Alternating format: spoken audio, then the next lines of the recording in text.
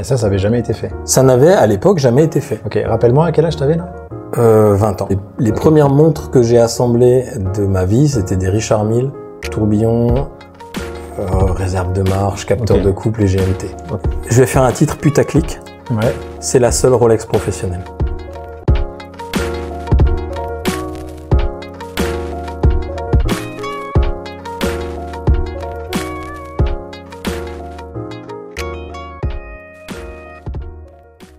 Bonjour tout le monde, on est sur 10ATM, on est reçu par Olivier Maury.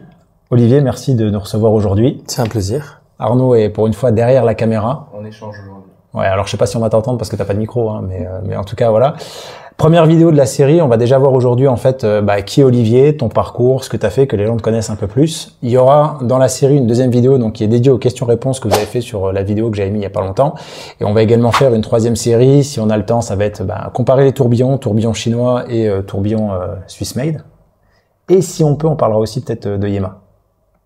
Allons-y. Ça peut être sympa. On va faire ça. Écoute, on va commencer par toi personnellement. Alors j'ai pris quelques petites infos. Tu vas me dire si on est bon. Olivier Maury, il a 41 ou 42 parce que j'ai pas la date 41, exacte. 41. Excuse-moi. Ouais, tout frais. Tout frais. Ouais.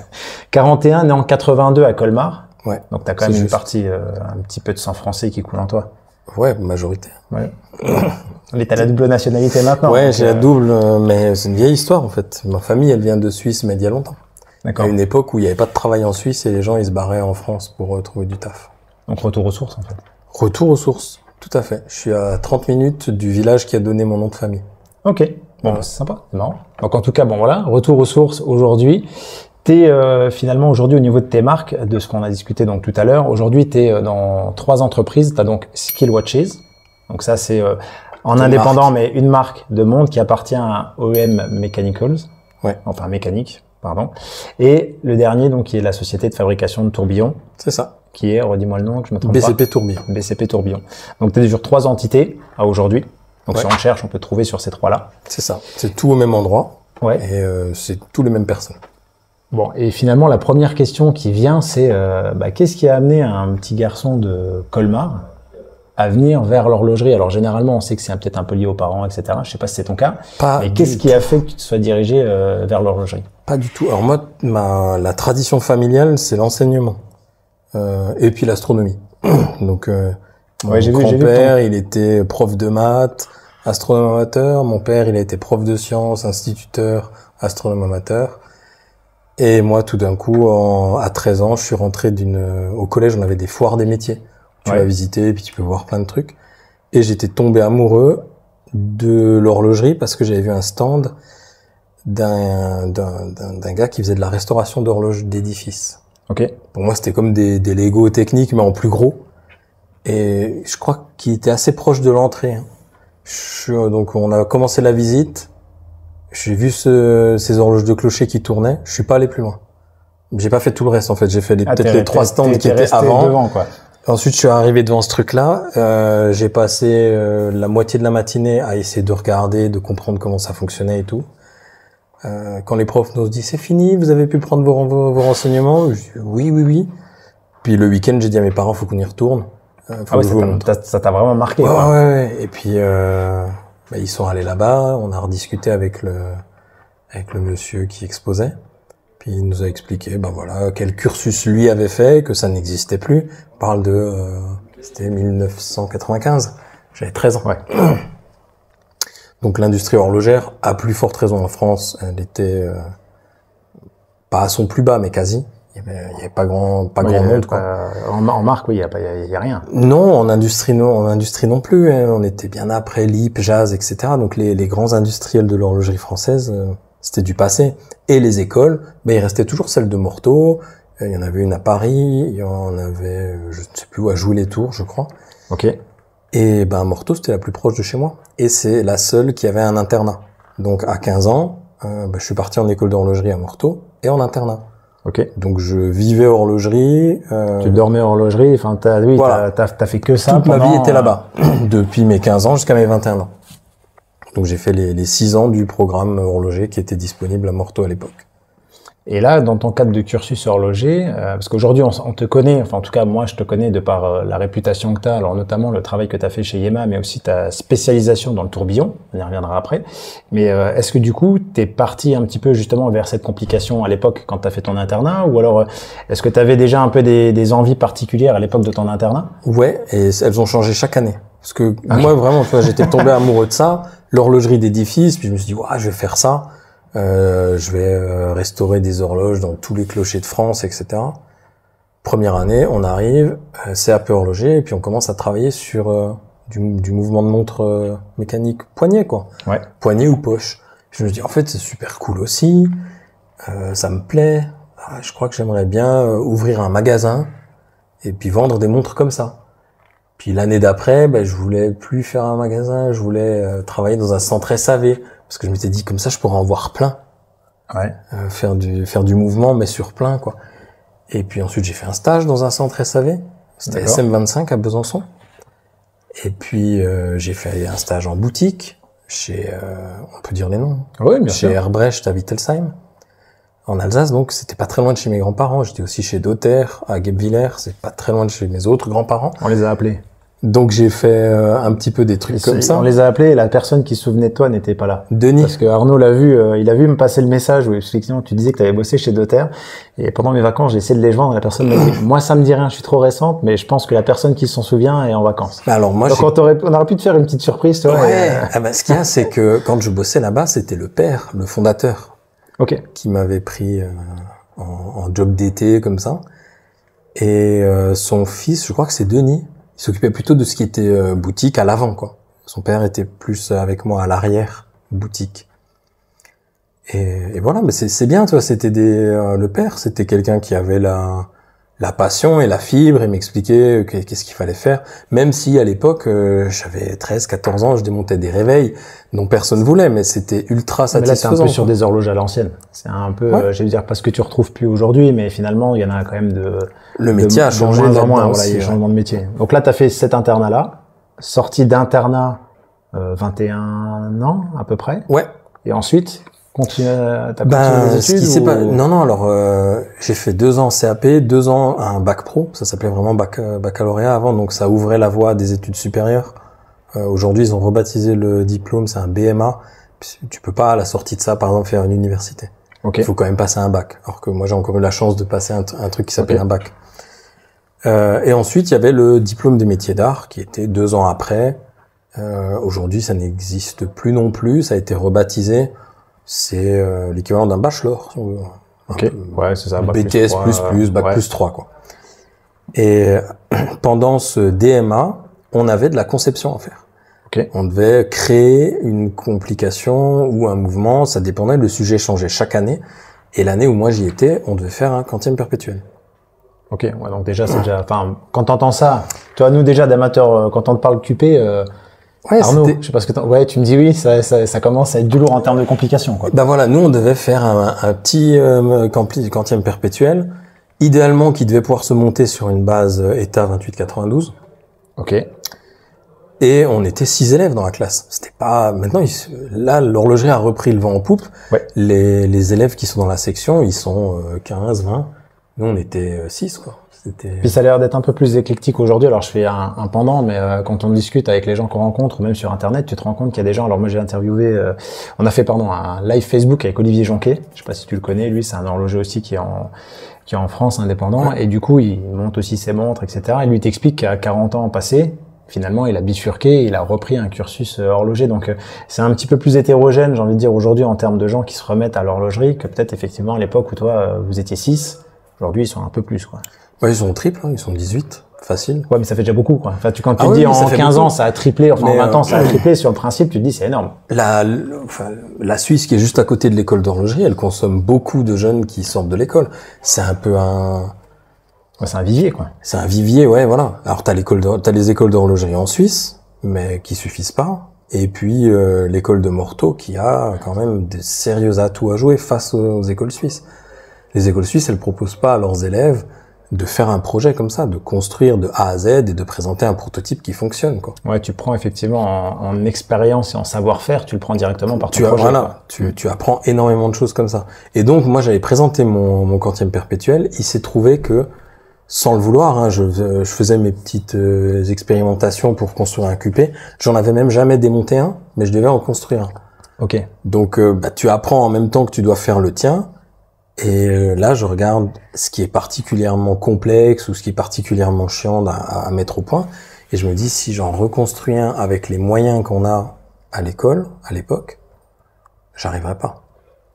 Pourquoi? Qu'est-ce qui t'aurait bloqué? C'est quoi? L'aspect technique? C'est l'aspect machine. En fait, les machines que j'ai dans mon atelier, là, qu'on a vu tout à l'heure, la pointeuse M1, le tour, c'est ce qu'on avait à l'école à l'époque. On n'avait pas de commande numérique et des trucs comme ça. On devait tout faire à la main. Ouais, c'est vrai qu'il faut se remettre il y a quelques années en arrière. 21 ans, ça te rajeunit un peu, tout ça. Il y a 21 ans. Donc, il n'y avait pas tout ce parc machine moderne pour faire les pièces. S'il fallait passer 8 heures à faire une platine, tu passais 8 heures. Tu la programmais pas, puis t'as une machine, tu usines ça tranquille, puis le lendemain matin, quand tu viens, elle est faite. Ouais, c'est donc t'es 8 heures non-stop. Donc t'es obligé de penser différemment ta pièce en te disant, là, qu'est-ce que je vais faire en premier, qu'est-ce que je vais faire en deuxième, qu'est-ce que je vais faire à la fin quand je serai bien fatigué, puis que ça fait 4 heures que j'ai une loupe sur l'œil, quoi. Ouais, puis c'est pas à la fin. Si tu fais un petit loupé, c'est 3 heures de job qui sont foutues, et ok. Et donc j'en étais arrivé à une solution de quantième perpétuel qui était relativement innovante. Puis j'ai un de mes profs qui m'avait dit, mais ça, tu devrais déposer. Donc, j'ai fait ce qu'on appelle une enveloppe solo à l'époque. Ça veut dire que c'est pas comme un brevet. Un brevet, t'es obligé de publier et de dire à tout le monde, voilà en quoi mon quantième est innovant. Et le mien, la principale caractéristique, c'était qu'au lieu d'avoir un grand levier au milieu du mouvement qui fait des allers-retours sur un pivot et qui doit engrainer avec la roue de jour, la roue de mois, la roue de date, j'avais tout mis sur une commande extérieure qui était posée à plat et qui tournait entre des petits rouleaux en rubis. Donc si tu voulais, s'il y avait un doigt qu'il fallait mettre plus en avance ou en retard, tac tac, tu tournais les excentriques, puis tu pouvais caler la commande, puis vu qu'elle était sur le tour du mouvement, je pouvais placer mes compteurs où je voulais. Il suffisait de changer la position des doigts, puis c'était ultra simple. Et ça avait jamais été fait? Ça n'avait à l'époque jamais été fait. Ok, rappelle-moi à quel âge t'avais là? 20 ans.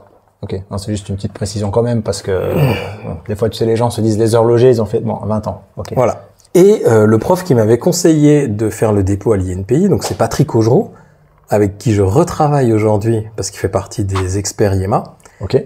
Il travaillait chez Renaud et Papy. Ok. Dominique Renaud, Giulio Papy, qui avait fait une entreprise spécialisée dans la complication horlogère. Alors ça, juste une petite aparté, peut-être les gens ne connaissent pas, mais est-ce que tu peux juste dire qui est rapidement Dominique Renaud et Giulio Papy ou pas? Alors c'était deux horlogers indépendants qui s'étaient mis ensemble, ils étaient même 3, je crois qu'il y avait Claret à l'époque, Renaud, Papy, Claret. Ok. Claret est parti, il a fait son truc tout seul.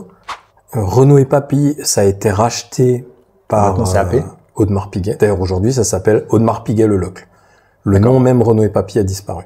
Ok, ouais, parce que Dominique Renaud, on a vu ça là d'ailleurs, il est passé là sur Only Watch, il a participé justement à la fabrication d'une montre. Donc on l'a vu passer il y a pas longtemps, et sur une des vidéos, on explique que c'est un horloger réputé à une excellente notoriété, avec un autre horloger plus jeune. Julien Tixier. Julien Tixier, voilà. Donc c'est intéressant aussi de savoir un petit peu les noms des horlogers, parce que souvent derrière les montres, on se rend pas compte des personnes qui les fabriquent. Et finalement, même ce que t'expliques, qu'à 21 ans, 20 ans, tu crées un QP qui n'existait pas. Et donc derrière, tu te retrouves aller du coup chez, si je comprends bien, chez Renaud et Papy. Ouais. Parce que le prof qu'on avait, donc Patrick Augereau, il me dit quand t'as fini ta présentation de diplôme, tu fais quoi? Puis je lui dis je sais pas, déjà je vais prendre un mois de vacances. Et après, je vais chercher du taf vers chez moi en Alsace. Puis il me dit, si tu veux pas aller en Alsace, tu passe nous voir là chez Renaud et Papy, on a une place pour toi. Et donc, cool. Sortie d'études, j'ai fait mon mois de vacances, puis un peu moins. J'ai présenté mon travail le 6 juillet, et le 1er août, je commençais chez Renaud et Papy à un poste qui était juste incroyable. Je veux dire, moi, sortie d'études, jamais de la vie, j'avais imaginé, même en commençant mes études, que mon premier taf, ce serait horloger en grande complication chez Renaud et Papy. Ouais, alors, parce que t'es aussi extrêmement modeste, parce que t'as quand même inventé un QP à 20 ans, et si je me trompe pas, t'es sorti majeur de promo chaque année quand t'as fait ton école d'horlogerie. Ouais. Donc t'es quand même pas le plus mauvais de la classe. Non. Même si on est texiste, j'étais quand même très bon, tu peux quand même le dire, donc à un moment donné, je vais pas dire que la place était justifiée, mais je pense que la personne qui avait un peu d'expérience a quand même vu en toi la qualité de l'horloger que t'es et que tu vas encore devenir. Mais aujourd'hui, c'est ce que t'es, quoi, et ce que t'as fait. Donc, je vais pas dire qu'il y a peut-être une logique, mais avec le recul, voilà, tu t'es quand même donné les moyens. Quand t'as 20 ans, tu te dis, waouh, c'est inimaginable, parce que de te comparer par rapport à ta classe, c'est un truc, mais ça s'arrête pas là, tu vois. L'horlogerie, c'est très très grand, donc la motivation fait énormément. Et puis qu'est-ce que tu consacres comme temps en dehors de l'école à l'horlogerie? On avait dans toutes les filières, hein. Il y a des gens qui ont choisi ça leur plaît bien, mais le soir, ils vont jouer à la PlayStation. Oui, alors que toi, moi, le soir, je retournais à l'atelier. Toi, t'étais sur ton QP. Donc, du coup, tu pars chez Renaud et Papy. Donc, par contre, c'est vrai que là, pour le coup, je savais pas, tu pars directement sur la grande complication. Ouais, j'ai commencé les premières montres que j'ai assemblées de ma vie, c'était des Richard Mille, tourbillon, réserve de marche, capteur de couple et GMT. Ok, donc, oui. Mais sur un CV, si tu veux, quand tu démarres, tu te dis. C'était pas mal. Non, mais tu te dis, alors, sorti de l'extérieur, quand on voit et qu'on connaît le prix d'une Richard Mille, tu te dis effectivement, tu démarres super haut. Après, peu importe l'avis qu'en ont les gens, mais en termes de complications sur ce que tu viens d'énoncer, t'es quand même déjà sur le haut du panier en termes de travail horloger. Enfin, moi, en tout cas, c'est l'image que j'en ai. Alors, c'était très, très exigeant. Je veux dire, là, les Renaud et Papy, c'était une très bonne école pour l'exigence de la haute horlogerie. De savoir, une vis que tu as serrée, elle doit être impeccable. On ne doit pas voir la trace du tournevis qui a servi à la visser. D'accord. Ah oui, donc t'es vraiment dans l'exigence aussi bien dans la qualité du travail que dans la finition, que dans tout, quoi. Et donc, on avait une contrôleuse pour tous nos produits finis. On était un petit îlot de 4 horlogers. Et on sortait environ, à l'époque, 50 Richard Mille par an. Ok. C'était les premières cadences qu'il y avait sur les RM02, 03, donc les toutes premières. Ouais. Il n'y a que la 01 que j'ai pas faite parce qu'elle était juste avant, mais je faisais encore des SAV de RM01. Et puis RM01, s'il vient de la sortir, quand t'arrives à 2-3, ça veut dire déjà que le premier modèle a plu. Si ça se trouve, ça aurait pu s'arrêter. Donc, t'arrives vraiment au tout début de Richard Mille. Aujourd'hui, quand on en parle, tout le monde connaît. Mais oui, puis les numéros, je sais pas, t'as RM 75 ou 83, enfin, j'ai aucune idée. J'ai un peu lâché le. Non, mais t'étais vraiment au début du début, quoi. Et c'était donc ultra exigeant sur l'aspect esthétique. Mais moi, dans ma tête, il y a un truc qui buguait parce que on recevait des kits, on devait les assembler, les terminer, faire les polissages, etc. Et je me disais, mais je passe quand même un temps de malade. Je veux dire, quand j'étais en bonne forme et que tout se passait bien, on mettait une semaine à faire une montre. Ok. Puis tu dis, mais c'est juste hallucinant. Quelle est la part dans le coût de production de ce qu'on me paye? Parce qu'on me paye, il y a des charges qui vont avec. Bien sûr. Le tarif de montage à lui tout seul, c'est monumental. Et après, vu que j'avais vraiment eu la bénédiction des faits sur moi, on m'avait donné un poste chez Renaud et Papy, qui était un hybride, c'est-à-dire que je faisais 2 jours et demi par semaine à l'établi et 2 jours et demi par semaine au bureau des méthodes. C'est l'antichambre du bureau technique, si tu veux. Ok. Bureau technique, c'est les gens qui développent les nouveaux produits. C'est là-bas que travaillait, par exemple, Patrick Augereau qui m'avait fait rentrer, ou Giulio Papi. Okay. Donc eux, ils conçoivent les futurs produits. Et le bureau des méthodes, c'est ceux qui prennent le travail de construction qui a été fait et qui le rendent fabricable. Ok, ouais, donc t'as un poste un peu charnière finalement. Voilà. Qui vient un petit peu corriger des fois certains éléments qui sont... de dire, là c'est joli la pièce que t'as dessinée, par contre un coin comme ça, tout pointu, qui finit avec un angle de 2 degrés, en machine on n'arrivera pas à le faire, donc on va corriger un peu la courbe, puis on te change un peu notion horlogère plus notion technique de fabrication derrière, quoi. Petite notion process. D'où le poste hybride, quoi. Et moi j'avais la chance d'avoir ce poste-là, donc tu as accès au process de fabrication, tu dis, mais c'est hallucinant le nombre d'étapes qu'il faut pour fabriquer cette pièce qui a une fonction toute simple. Par exemple, une tirette, c'est tu tires la tige, ça fait basculer la montre en mode mise à l'heure ou remontoir, quoi. Mais est-ce que du coup tout ça, alors je fais un pendant parce que les gens se posent peut-être la question, mais comme on parle de Richard Mille, est-ce que tout ce développement-là, sans te mettre en porte-à-faux, tu me dis si la question est un peu butée, mais est-ce que tout ce développement-là, le travail qui est fait, justifie du coup aujourd'hui le prix d'une Richard Mille? Alors, je parle pas de la notion, parce qu'aujourd'hui, maintenant, tu as marketing, influenceur, les gens que tu payes, etc. On sort de tout ça. Bien sûr, il faut l'intégrer dans le coût, mais est-ce que tout ce qui est fait en amont peut justifier aujourd'hui qu'une Richard Mille, déjà de base, va avoir un prix de revient peut-être de, déjà, je sais pas moi, 80 000 euros ou 100 000 euros, ça peut s'entendre par rapport à toute la complication qui est mise déjà. C'est des coûts les coûts de production, ouais, c'est déjà à 5 chiffres. Voilà. Non mais tu vois, c'est important de le comprendre parce que... Mais dedans, tu as encore, hein, dans ces pièces-là, aujourd'hui toujours, il y a une grande part de ce coût qui est de la compétence de l'horloger qui l'assemble. Ouais. C'est pas le temps passé sur une machine. Si tu veux une machine, bon, bah, ça a un coût horaire, tu le calcules d'après plein de paramètres, mais c'est pas forcément le temps d'usinage de la pièce, parce que usiner une roue pour une Richard Mille tourbillon ou usiner une roue pour une Audemars Piguet normale non tourbillon, ouais, tu usines une roue. C'est à peu près la même, tu vois, c'est à peu près la même roue, les mêmes critères de finition. Donc c'est pas ça qui fait le truc. C'est tout. T'as une partie dans le travail de recherche, c'est clair. Et ensuite la complexité et le souci de perfection que tu veux atteindre sur l'esthétique. Ouais. Ça va te faire grimper le prix, parce que c'était pas rare quand on soumettait nos produits finis à la contrôleuse, ouais, qui te faisait ça avec le Bino ou la loupe x12. Elle revient, elle te dit, ah là, sur la platine, il y a une petite raye entre le 1 et le 2 du midi. Donc tu recommences. Mais tu recommences tout. C'est la platine, donc c'est le châssis de la montre. Ouais. Donc tu déboîtes, t'enlèves les aiguilles, t'enlèves le cadran. Les aiguilles, bah tu les jettes, parce que ces aiguilles en or, tu les déchasses, tu les plies un peu, bah ça part. Ouais, donc du coup, effectivement, tu comprends. Tu peux avoir payé un horloger très bon, donc tu le payes déjà pas avec des coups de pied. Il aura fait son maxi. Et paf, il y a une petite raye que personne n'a vue avant le montage final, parce que elle peut être là avant, tu peux l'avoir fait par accident en montant dans la boîte. Il y a une petite raye, bah, la semaine qui vient de passer, bah, il va la recommencer. Et c'est un nez très bon. Et ça peut être un horloger très bon. Mais après, de toute façon, l'erreur, elle peut être de tous. Mais ça, voilà, mais ça arrive beaucoup plus fréquemment qu'on le croit. Hein. Je veux dire, l'horlogerie complète, c'est...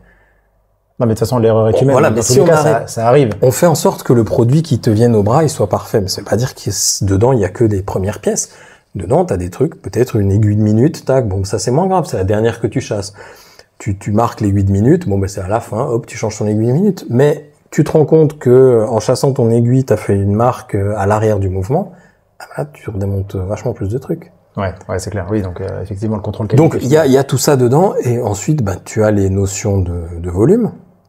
Si tu lances peu de pièces, elles coûtent très cher, parce que tu utilises toujours des... C'est ce qu'on se disait tout à l'heure sur les notions de machine. On a parlé un peu de process etc., en off comme ça, voilà. Mais quand t'as une machine que t'as acheté 1,5 million, elle a un taux horaire qui est plutôt élevé. Et si t'arrêtes cette machine, que tu passes 3 jours à la régler pour produire des pièces, et qu'au final, derrière, tu produis 22 pièces pour la future série limitée de 20 pièces de X ou Y.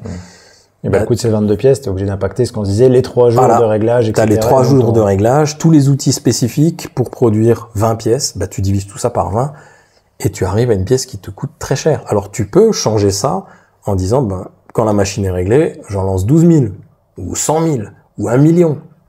Et bah, c'est ce qui se passe un peu dans les grands noms comme ETA, Ronda, ISA, enfin, tous ceux qui font du mouvement en gros volume, c'est l'ITA. Bah, c'est que tu as des machines qui sont réglées à l'année sur des références. Et du coup, on comprend mieux le fait que Richard Mille qui fasse des petites séries avec un calibrage spécifique, des pièces spécifiques, fait que déjà la pièce qui va être dedans va coûter et après il y a la marque. Cher. Voilà, puis après il y a la marque, t'as le coût de prod qui est là, et ensuite t'as le positionnement de la marque. Et par contre, alors ça me permet de faire une transition sympa, c'est que tu as parlé de Sellita. Ouais. Et du coup, je sais qu'après Richard Mille, enfin entre guillemets Renaud et Papy, le travail que tu as fait chez Renaud et Papy, moins qu'il y ait eu un poste entre-temps. Non, du tout. Non. Et là, par contre, t'es parti ensuite. Grand écart. Voilà, c'est ça. Grand écart de ouf. Et c'est précisément à cause de ces analyses process, parce que je voyais le boulot qu'on faisait chez Audemars Piguet, Renaud et Papy. Mais qui travaillait pour Richard. Ouais, voilà. Pour alors, petite parenthèse, moi, quand j'étais chez Renaud et Papy, j'ai pas touché une AP. Ah ouais? J'ai fait du Richard Mille, j'ai fait d'autres clients, Renaud et Papy, mais pas du Audemars. Bon, c'est pas grave aujourd'hui. Il y a des éléments qui étaient partagés, hein. Quand t'as développé un barillet qui va bien, bah, il est utilisé pour tous les clients. Techniquement, t'as pas travaillé sur Mais techniquement, voilà, je n'ai pas travaillé sur de l'Audemars Piguet. Et, au process, je voyais les opérations, le temps qu'on passait, je me disais, mais c'est quand même incroyable qu'il y ait des marques qui utilisent du ETA, un mouvement ETA complet. ça vaut 80 balles. Tu achètes 80 francs, ça veut dire que dans ces 80 francs, État, ils ont déjà leur marge. Alors, c'est pas les prix qu'on voit aujourd'hui, hein. Non. C'est les prix d'il y a 20 ans, hein. Il y a 20 ans. Ok. Non, mais à l'époque, un 28-24 chez État, c'était 80 balles. Maintenant, c'est peut-être 100 balles, hein. C'est pas, ça va pas non plus, bouger de ouf. Si t'arrives à en trouver. Ouais, voilà, c'est ça, parce que quand t'en trouves, c'est pas le prix qu'on te le vend. On te le vend pas 100 balles. Bon, après, si tu viens avec une commande de 10 000 mouvements ou de 4, ça change pas mal la donne aussi. Mais bref, moi, je vois ça et je me dis, mais comment ils font, quoi? C'est quoi le secret pour arriver à produire et à vendre à 80 balles? On fait même pas un pont, hein. Pour une Richard Mille, à 80 balles, tu fais même pas un pont. Tu fais une roue avec la déco, tu fais un barillet avec la déco, tu fais pas un balancier.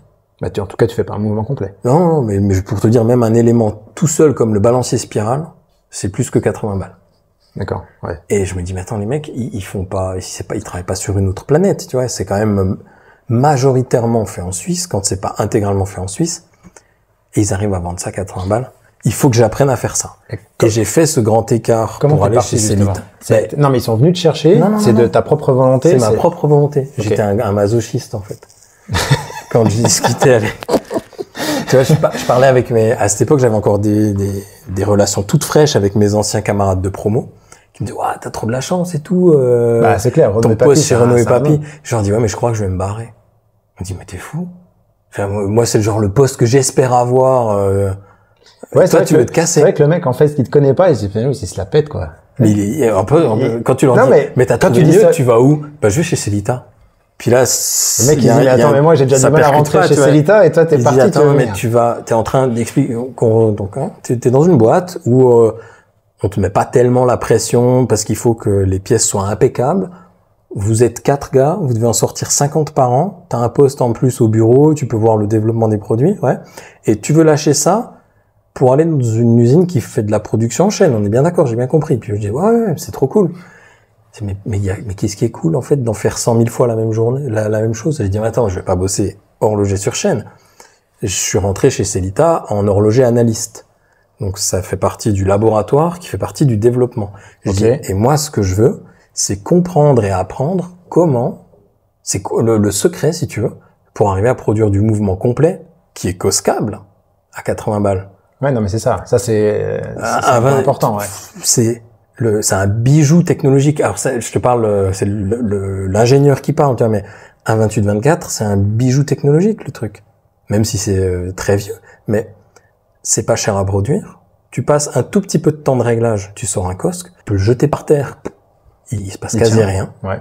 Tu mets ça dans une montre de tous les jours, quoi. Et tu peux faire ce que tu veux. C'est pour ça que les gens en parlent en disant c'est un tracteur. Mais c'est un tracteur. Le terme en disant, bah, de toute façon, tu peux en faire ce que tu veux. Alors, ça a les avantages et ses inconvénients, hein, et vice versa. Mais oui, c'est de l'ultra grosse production. C'est pas du tout exclusif, etc. Maintenant, si t'es une marque et que tu cherches un mouvement fiable et pas cher, il y a de grandes chances que tu partes sur ce genre d'architecture-là. Je dis pas que c'est forcément un 28-24. Non, mais que tu veux limiter aussi ton SAV quand tu es une marque, c'est important, quoi. Et le SAV, bon point aussi, c'est que du SAV, aujourd'hui, je pense que si tu as un SV200 ou un 28-24 et qu'il t'arrive une bricole, bah, tout le monde peut te le réparer. Tout le monde peut te le réparer.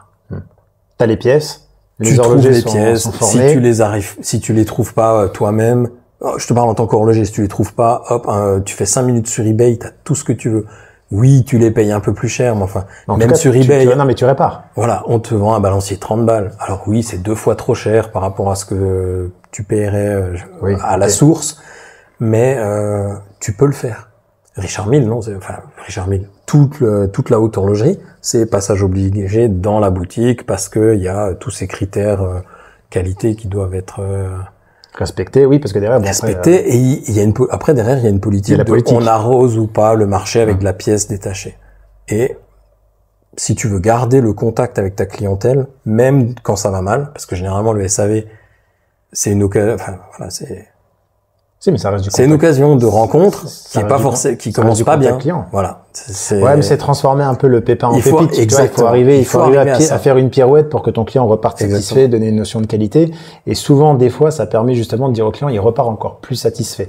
Si le SAV s'est bien passé. Ça, c'est le point clé du truc. C'est que il faut essayer d'arriver à ça, comme tu dis, j'aime bien le truc, hein, de pépin faire une pépite. Très bien. Ça, c'est une déformation professionnelle. Et, voilà. Donc, il y a ce choix-là de savoir si tu vas arroser ton marché ou pas. Donc pour dire un 28-24, tout le monde peut le réviser. Un SV200, c'est presque la même chose. Donc là, tu pars chez Sellita. On revient un peu là-dessus. Tu repars chez Sellita dans le bureau. Alors moi, une question qui n'a rien à voir, mais qui peut se poser, et personnellement, je me la poserai si je regarde les vidéos, c'est tu pars chez Renaud et Papy, tu as un certain salaire, parce que tu dis qu'on paye bien les horlogers. Est-ce que le fait de pas chez Sellita, c'est un grand écart aussi en termes de salaire ou pas, qui joue ou pas dans ton choix? Est-ce que ça a joué ou pas? C'est une question vraiment à part. Ouais, mais en fait, c'est très rare que déjà quand tu changes de job, je parle maintenant de ma connaissance dans le milieu horloger, on est quand même bien implanté ici. Je veux dire, à la Chaux-de-Fonds, tout le monde travaille dans l'horlogerie. Tu quittes un poste pour un autre, c'est très rare que ton salaire y baisse. Après, si c'est un poste équivalent, il va pas non plus faire un bond vers le haut. Ce qui peut se passer, c'est que dans les périodes où il y a un peu de tension à trouver du personnel, il y a un peu de drague financière. Ouais, mais ça, c'est un peu partout. Donc, on te remet comme sur tous les marchés, 400 balles voilà, okay. 300-400 balles de plus que ton précédent job. Et puis voilà. Non, mais des fois, c'est des questions qu'on n'ose pas poser, donc je te remercie d'y répondre. Mais non, mais alors, moi, j'ai toujours, à chaque fois que j'ai changé de taf, ça n'a pas été pour le salaire. Parce que sinon, on se voit bien, on comprend bien. Sinon, je serais jamais devenu indépendant. Parce que les premières années, tu divises ton salaire par 3 quand t'as de la chance. Donc voilà, c'était pas tellement la question de ça. Et moi j'avais envie d'apprendre ce truc-là, donc apprendre les secrets de conception dans du mouvement industriel. Et sur ce point de vue-là, je veux dire, il n'y a pas meilleure école que Sellita. Enfin, Sellita, ETA, tout ça. Tu fais 7 ans chez Sellita, ouais. C'est ça. Tout à l'heure, on l'a dit en off, mais est-ce que tu peux nous raconter la petite anecdote assez sympa sur potentiellement une réflexion d'un mouvement que tu as eu écoute, je trouvais ça très marrant. Si tu peux la dire là, pour le coup, face cam, je pense que ça peut être très marrant. Ouais, c'est les petites anecdotes comme ça. Il y en a plein. Je veux dire, elle fait sourire parce que. Non, mais celle-là, elle est quand même très marrante. Elle est marrante, c'est vrai. Elle est marrante. Pas pour toi, mais même pour Sellita, mais elle est marrante quand même. Non, mais alors, tu vois, je te parle aujourd'hui, je suis même pas sûr que c'est pas un produit qu'ils auraient au catalogue. À l'heure actuelle, là, j'ai pas regardé avant que tu viennes le catalogue Sellita de 2023, parce que si ça se trouve, ils ont un truc équivalent. Donc mais on se remet dans le contexte de l'époque. Dans le contexte de l'époque, on venait de sortir le SW200. Donc t'es à la base de la création du SW200? Non, pas du 200. Le 200, je suis arrivé horloger analyste, les protos étaient déjà faits, et il fallait analyser si ça allait bien ou pas, et corriger. Donc le premier taf que j'ai eu là-bas, c'était de l'analyse labo, et de la correction.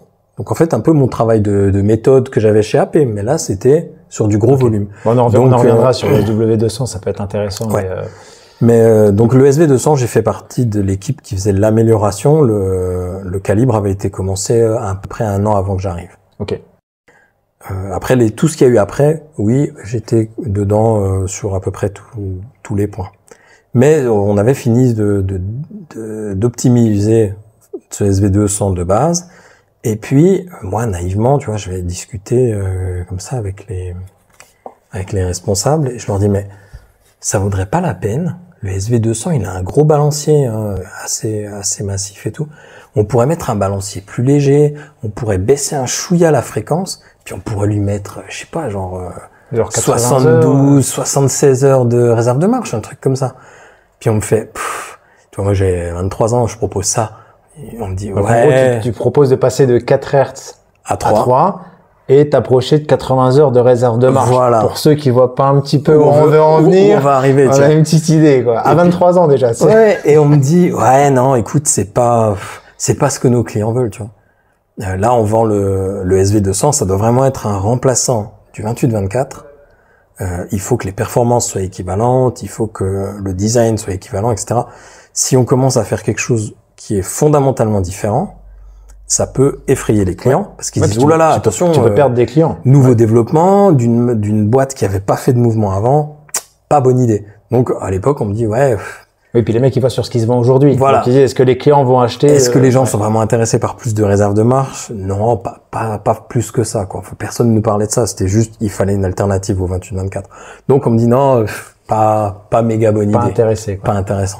Alors après, bah, forcément, quelques années plus tard, quand le Powermatic 80 il sort, je commence à voir des images, je leur dis, mais attends, on dirait quand même bien à 28-24 en 3 Hz. C'est ce que j'ai sorti comme idée il y a quelques années de ça. Alors, les bonnes idées, voilà, elles poussent dans un champ, c'est comme les fleurs, il y en a plusieurs qui sortent en même temps et ça peut être la même. Donc, il y a dû avoir des réflexions comme ça un peu partout. Et je me suis rué pour en acheter une. Et pour la démonter, regarder, je me suis dit, ouais, bah c'est à deux, trois détails près. C'était l'idée que j'avais eue, quoi, de faire un balancier plus léger, 3 Hz. Et c'est très bien. En fait, ça me fait plaisir, de manière générale, quand t'as une idée et qu'elle sort. Alors, tu peux être très heureux parce que t'as une idée, tu la transformes, tu fais un produit, c'est toi qui le sors. C'est ton bébé. Ouais. Et même 20 ans après, l'émotion, elle est toujours la même quand je vois fonctionner pour la première fois un mouvement qu'on a dessiné. Ça a pas changé. C'est toujours la même excitation. Il vient de sortir de la naissance de ce que tu as fait, quoi, de ce que tu as conçu. J'ai envie de te dire, quand quelqu'un d'autre le sort, tu peux même pas dire que t'es déçu. Tu te dis, ah zut, j'aurais dû le faire moi plus vite. Mais t'es content quand même parce que ça a été fait. Voilà, t'es content parce que tu te dis, tiens, c'était pas une si mauvaise idée parce que quelqu'un d'autre l'a eu et il le fait aussi. Et c'est quand même satisfaisant de te dire, ah ouais, mais attends, comment il a fait? On va regarder. On parlait là tout à l'heure du QP, Dominique Renaud, Julien Tixier. C'est pareil, le leurre c'est un séculaire, mais le principe de la bascule extérieure. Ah, c'est ce que t'as fait quand t'avais 21 ans. C'est le même principe que ce que j'ai fait quand j'étais à l'école. Et je le vois sortir là, je me dis, putain, c'était pas une idée aussi pourrie et farfelu que ça, ouais. Farfelu que ça, parce qu'il y a d'autres gens qui le sortent et qui l'utilisent et qui en donnent les mêmes avantages que ce que moi j'estimais être ses avantages à l'époque. Et qui vont la vendre sur OnlyWatch. Sur OnlyWatch, je leur souhaite de faire. Non, mais c'est juste pour préciser que c'est une montre, c'est la Furlan Marie qui va sortir là à OnlyWatch, donc effectivement calendrier séculaire. Ouais, alors là, et on est encore un niveau au-dessus du QP. Hein. Après, derrière, c'est Dominique Renaud. Il y a du lourd. Voilà, il y a un peu du matos quand même. Donc c'est bien. En tout cas, ce qui est sympa, c'est qu'on voit que tu as quand même de bonnes idées entre le QP, un pseudo Powermatic 80 qui avait germé. Et donc là, tu es toujours chez Cellita, ça fait 7 ans. Ouais. Et bon, forcément, tu as appris plein de choses. Tu as vu la notion de bureau d'études, ce que tu expliquais, la production de masse que tu n'avais pas chez Dominique Renaud. Et du coup, après 7 ans... Renaud et Papy. Chez Renaud et Papy, excuse-moi. Et après 7 ans, tu décides de partir. Ouais. Et là, pour le coup, tu pars carrément, là, pour le coup, dans un gros groupe aussi. Oui, exactement. Je suis allé dans le groupe Richemont et en fait, si tu veux, après 7 ans chez Cellita, j'avais énormément appris sur tout ce qui était industrialisation et l'horlogerie fine, tu vois, ça me manquait un petit peu. En fait, moi, j'ai manuel. T'aimes aussi peut-être ce côté manuel. Alors, en fait, ce qu'il y a, c'est mon gros problème, c'est que j'aime tout. À chaque fois que j'ai découvert un nouveau truc dans l'horlogerie, j'ai aimé. Et j'ai eu énormément de mal dans toute ma carrière jusqu'à maintenant à me contenter que d'une partie. Quand j'étais au bureau technique, l'atelier me manquait. Quand je suis à l'atelier, le BT me manque.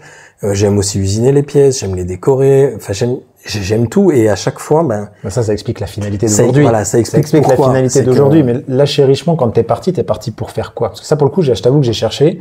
Alors, j'ai pas bouffé tout en LinkedIn, même s'il y a pas mal d'infos, mais j'ai pas compris exactement ce que tu as fait au groupe Richemont. Alors, dans le groupe Richemont, il existe une entreprise qui est un peu le pendant de ETA, c'est-à-dire qu'ils ont une unité de développement mouvement. Ah ouais? Je savais pas. Dans le groupe Richemont. Ça s'appelle Valfleurier. Ah oui, ok. Et je savais pas que ça appartenait au groupe Richemont. Et ça assure le développement et la production de mouvements pour le groupe. Alors eux, par contre, ne vendent pas à l'extérieur. C'est un truc typiquement. Ça veut dire que c'est les mouvements que tu retrouves chez Bucherer, etc. ou pas? Pas Bucherer, mais tu vas trouver Cartier, autant pour moi Cartier, ouais. Panerai, Montblanc, pas tout, hein. Mais tu vas avoir une partie de Panerai qui va être co-développée ou développée par Valfleurier, etc. Okay. Donc chez Valfleurier, il y avait un labo, analyse mouvement, qui était en pleine construction et vu qu'ils ambitionnaient de faire un petit peu du mouvement plus gros volume pour certaines de leurs marques, des profils de gens qui venaient de chez Cellita, etc., c'est hyper intéressant parce que là, pour le coup, le gros volume... Plus, ils avaient quand même des marques haut de gamme et t'avais travaillé aussi sur du très haut de gamme. Et donc, t'avais quand même t'avais un peu les deux ficelles peut-être qui se rejoignaient, qui recherchaient à ce moment-là. Et moi aussi, c'est ce que je cherchais. Parce que après avoir fait des années chez Cellita, tu te dis, mais si on appliquait les méthodes les process de fabrication et le cheminement de pensée de Cellita, mais qu'on faisait du haut de gamme, ça donnerait quoi? Il faudrait trouver un endroit où on fait les deux. Et dans le groupe Richemont, Valfleurier, sur le papier, c'était exactement ça. Puisque les gars te développaient et la répète minute chez Piaget, Ok, ouais, d'accord. Et un calibre de base pour Panerai. Et je me suis dit, waouh, c'est génial parce qu'on va pouvoir mélanger ces deux mondes. En réalité, c'était pas aussi fluide que ça parce que tu as quand même un petit peu des segmentations en fonction des clients. Et quand on faisait du très gros volume, on essayait de travailler façon gros volume, et quand on faisait de la répète, on essayait... C'est quand même segmenté, t'as rarement du très gros volume en répète, quoi, qui se fait, quoi. C'est ça. C'est des choses qui sont pas, quoi. Donc, il y avait pas le mélange, il y avait bien un peu de tout, mais pas de la façon dont je l'avais imaginé. T'as quand même cette muraille de Chine qui est existante entre les deux. On te dit que tu peux avoir, c'est un peu cross-platform, mais dans certaines limites, parce que si tu fais du très haut de gamme, à forte diffusion, bah forcément, on vient sur le parti coût, le prix de revient, etc. Voilà, et donc ça, j'étais là-bas pendant 4 ans. Et puis pour la faire courte. Puis après, je me suis mis à mon compte parce que là, de nouveau, à chaque fois, il y a une partie qui me manque. Ah, mais là, aujourd'hui, maintenant, donc on a pris quelques photos de l'atelier. Aujourd'hui, on est dans les nouveaux locaux aussi. Parce que on vient, donc t'es arrivé il y a une semaine. Hein, tu nous as dit il y a 3 jours, on a tiré l'électricité, donc tout est tout neuf. Donc on s'est mis dans la salle de pause pour tous ceux qui attendaient d'avoir le bel atelier, etc. C'est pas jouable aujourd'hui, mais on prendra après, on fera un petit tour quand même de l'atelier, ce sera sympa. Et donc aujourd'hui, à ton compte, donc par Skill, OM Mécanique et puis du coup BCP. Donc là, vraiment, t'es dans ce que t'aimes, c'est-à-dire la complication que tu as décidé de développer et de travailler, qui est le tourbillon, parce que là, on va en parler quand même un petit peu, mais tu as été précurseur sur la notion de tourbillon, c'est-à-dire que quand on regarde et qu'on tape ton nom, on tape Olivier Maury tourbillon sur Internet, la première chose qui ressort, c'est le premier homme qui a créé le tourbillon accessible. Voilà. Ou alors le premier homme qui a créé le tourbillon avec plus de 100 heures de réserve de marche. Ouais. Toi, tu préfères quelle définition de ça, ou quelle définition tu donnerais finalement de ta complication du tourbillon? Parce que là, on a donc, t'as à ton poignet une des montres que tu as créées en os. Ouais. Quand même à préciser. Pas tout le mouvement, c'est juste la non, pas tout le mouvement, mais juste le tour, mais avec le tourbillon. Ouais. Et du coup, si toi, quelqu'un vient te voir et dit, ok, moi je veux travailler avec Olivier Maury parce qu'apparemment, ce mec-là fait du tourbillon. S'il vient de parler tourbillon, toi, qu'est-ce que tu as envie de lui dire sur cette complication-là? Alors, j'ai essayé de faire sur ça la réflexion que j'avais depuis quelques années, de me dire maintenant, on s'assoit et on développe un tourbillon, mais attention, dès le premier coup de crayon, on va imaginer que l'objectif, c'est d'en faire 100 000 par an. Ok.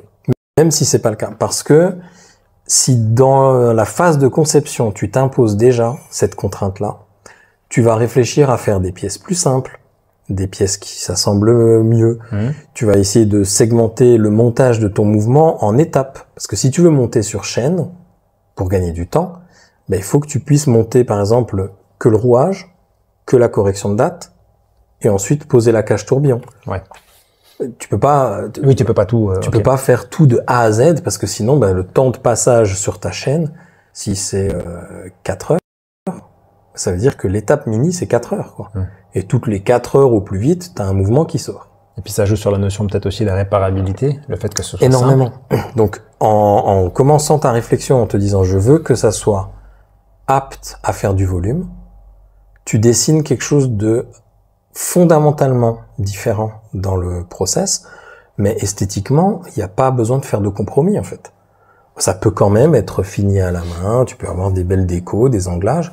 La réflexion industrielle ne met pas entre parenthèses le souci de l'esthétique. Je dirais même que c'est plus simple parce que quand tu commences à lancer des réflexions de type industriel, tu gagnes des sous. Mais souvent, les gens se disent, ouais, mais tu dois gagner 10, 20%. Non. Tu divises le prix par 10. D'accord. C'est pas, tu gagnes 10%. Mais on comprend finalement par rapport à ce que tu dis, tu industrialises ton process. Voilà. Et du coup, tu as des économies d'échelle qui se font. Énorme. Et les économies d'échelle, là-dessus, c'est une composante. Et la gestion des process, c'est le plus important. Alors juste pour donner quand même des idées, on l'a précisé tout à l'heure, mais donc tu as travaillé aussi, on y reviendra dans le cadre de ton bureau d'études par rapport à Yema. Donc là on va faire un épisode complet sur ça parce que c'est assez spécial. Mais sur la partie tourbillon, j'ai envie d'insister un peu, c'est que du coup, si aujourd'hui vous voulez voir un petit peu ce dont peut faire Olivier, les tarifs à laquelle ça sort, il y aura une vidéo qui va venir sur la chaîne. Il y a du travail qui est fait avec Thomas Bayot. Donc c'est BA111OD. C'est pareil, la marque, je sais pas du tout comment on la prononce, on va voir ça avec lui aujourd'hui dans la journée. Mais du coup, c'est un de tes clients principaux, enfin en tout cas, c'est un des clients avec lesquels tu as travaillé sur la partie tourbillon accessible. Pour donner une petite idée, on est à 5000 francs suisses sur une montre tourbillon. Donc effectivement, on peut trouver différentes gammes de tourbillons, mais là, c'est ce que tu dis, c'est du tourbillon Swiss made, facilement réparable, qualitatif, et c'est des senteurs de réserve de marche aussi qu'il a sur cela. Ouais. Donc on est quand même sur... C'est incroyable quand même. Quand tu dis une montre aujourd'hui, quand on se parle de mouvement, toi ça c'est un autre sujet, on y viendra dans les questions-réponses, mais quand les mecs ils te disent que tu as 42 heures de réserve de marche et ils arrivent pas à faire plus, et toi tu nous sors un tourbillon Accenteur, je me dis on est vraiment des pigeons quoi. En bout de chaîne, tu sais, tu te dis le consommateur, il se fait un peu flouer quand même quelque part. Ça, c'est arrivé pendant le développement du mouvement. L'histoire de la réserve de marche, au départ, je l'avais prévu pour 96 heures. Tu vois, ça fait 4 jours pile poil. Et les premiers mouvements, les 25 premiers mouvements qu'on a testés, ils avaient tous trop d'amplitude. Donc, j'avais été très pessimiste dans mon bilan énergétique et en fait, tout se passait mieux que prévu. Alors, bilan énergétique, tu parles de la dépense ou de la décharge que va envoyer la montre. Voilà, tu calcules l'énergie qu'il y a dans ton barillet, puis on estime que à la fin, quand on arrive sur le balancier, on a perdu environ 30%. Okay. Moi, j'avais été un petit peu pessimiste là-dessus. Je pensais qu'on allait perdre 35, puis en fait, on perdait que 30. Donc, les 5% de plus, on a pu les récupérer en réserve de marche. On a baissé un peu le couple du barillet et on a augmenté encore sa durée. Donc on est passé comme ça de 96 heures à entre 105 et 110. Ouais, donc c'est quand même assez important. Mais je veux dire, le gain, finalement, tu te dis que effectivement le peu de gain que tu as eu a un impact assez significatif parce que psychologiquement, quand tu passes 100, ça c'est, je veux dire, ça en tête, ça tu te dis ouais, c'est énorme quoi. C'est pour ça qu'on l'a fait. Hein. La frontière de passer sur une réserve à 3 chiffres, sachant qu'on n'a qu'un seul barillet.